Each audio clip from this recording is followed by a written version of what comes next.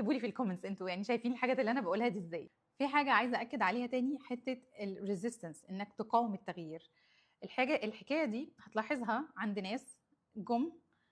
انا اعرف ناس جم هنا وعاشوا سنين ورجعوا بلدهم وما اتغيرش فيهم اي شيء خالص.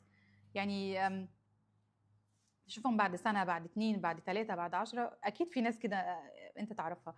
مهما عدى وقت هم بشخصيتهم، هم بطريقه حياتهم، بلبسهم، بذوقهم في الاكل، بروتين حياتهم. مفيش حاجه بتتغير، مفيش اي شيء عندهم بيتغير. لو سبتهم بعد 50 سنه ورجعت هم. ففي ناس عندها حته ان هم متقبلين حياتهم، طبعا مش عيب. في ناس هي مش هتعرف تعيش حياتها الا بالشكل ده، وهم مش عايزين او مش حتى قادرين ان هم يحاولوا او ما عندهمش فرصه التغيير، فهم حياتهم بالشكل ده. بس انا بتكلم عن حد عنده فرصه، هو لسه صغير في السن ومش مرتبط بحاجه، ويقدر يسافر ويقدر يغير من نفسه ويقدر يطور من نفسه، ويبقى عنده الخوف. وهي مقاومه تغيير، ولكن هي اساسها خوف، جاي من خوف ان يغلط، خوف ان يعمل حاجه مش صح، خوف ان هو حد يضايقه، خوف ان هو ايا كان. ولكن الحاجات دي يعني اغلط وتعلم من غلطك، طبعا على حسب حجم الغلط. ما اكيد يعني في خطوط ما ينفعش نعديها. ولكن انا بتكلم لو انت خايف من السفر، لا سافر وشوف الاول انت خوفك ده جاي من ايه. يمكن ملوش اساس، خوفك لمجرد ان انت بس تكون لوحدك. ولكن لما تسافر وتنشغل بالدنيا اللي حواليك وبالناس الجديده وبكل حاجه جديده حلوه انت بتشوفها، هتلاقي نفسك الموضوع ده ما بقاش اصلا في تفكيرك، ما بقاش اصلا موجود عندك، ما بقتش حاسس بيه.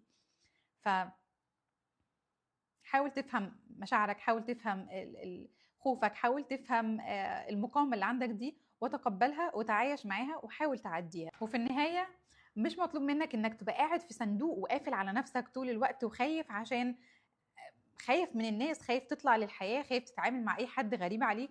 ولا مطلوب منك انك تبقى انسان مغامر وتبقى انسان مستهتر وتعمل اي حاجة ما تحسبهاش وما تعملش حساب لاي حاجة، يعني غلط او صح او كويسة او مش كويسة.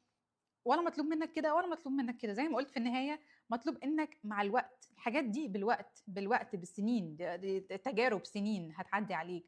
فمع الوقت ادي لنفسك مساحة انك تتحرك. يعني انا بس بقولك اتحرك جوه مساحة اكبر شوية. لو انت متعود تتحرك جوه دايرة زي كده، نوسعها شوية، نكبرها شوية، واحدة واحدة واحدة واحدة، لحد ما هتلاقي نفسك انت بقيت حر، بقيت قادر تتحرك وتمشي براحتك، قادر تسافر، قادر تتعامل مع الناس دي هنا، قادر تتكلم مع فلان ده اللي كنت خايف منه، قادر تاخد حقك بشكل افضل، قادر تتعامل مع فلان ده اللي مش بيحترمك بنفس طريقته وتاخد حقك منه.